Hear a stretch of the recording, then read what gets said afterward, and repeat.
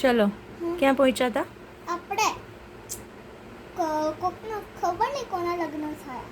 ગાંધારીના. હા, ગાંધારીના ધૃતરાષ્ટ્ર સાથે લગ્ન થયા. પછી ગાંધારી તો આવ્યા હસ્તિનાપુરમાં.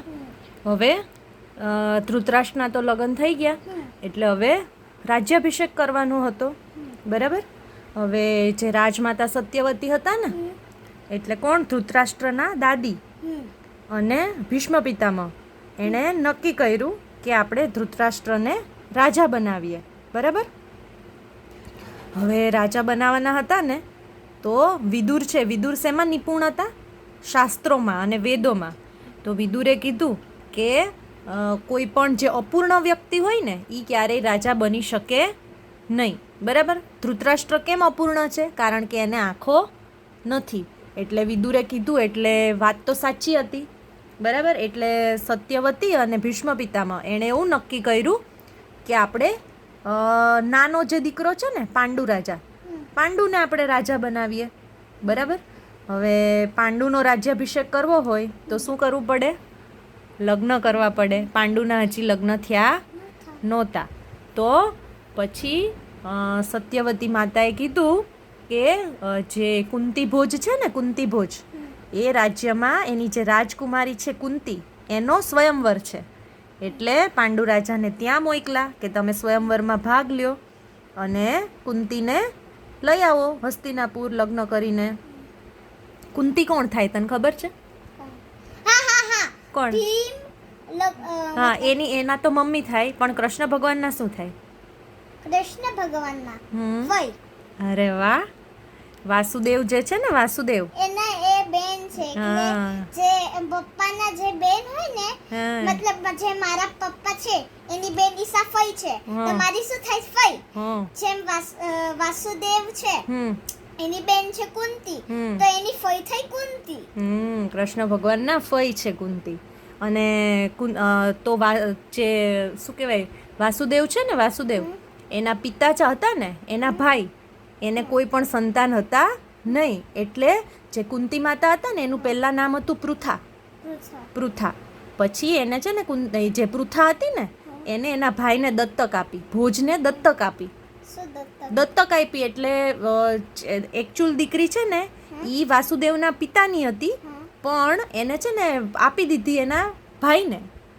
એટલે હવે મોટી કોણ કરે? એના ભાઈ કરે, ભોજ કરે.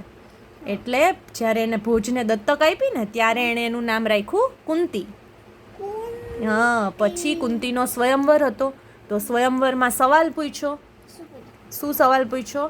કે રામ ભગવાન છે એણે અહલ્યાબાઈને માફ કેમ કરી દીધા? એ તો મેં જોયું છે. જોયું હતું ને, આમ પગ અડાડે અને જે પથ્થરમાંથી અહલ્યાબાઈ થઈ જાય.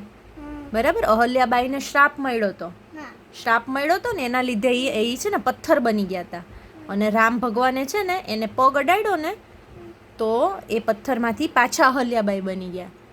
એટલે કુંતીએ એવો સવાલ પૂછ્યો હતો કે અહલ્યા છે એણે જો પાપ કર્યું હોય, ભૂલ કરી હોય, તો ભગવાને એને કેમ પાછા એને પોતાના સ્વરૂપમાં પાછા લાવી દીધા જો એણે ભૂલ કરી હોય તો?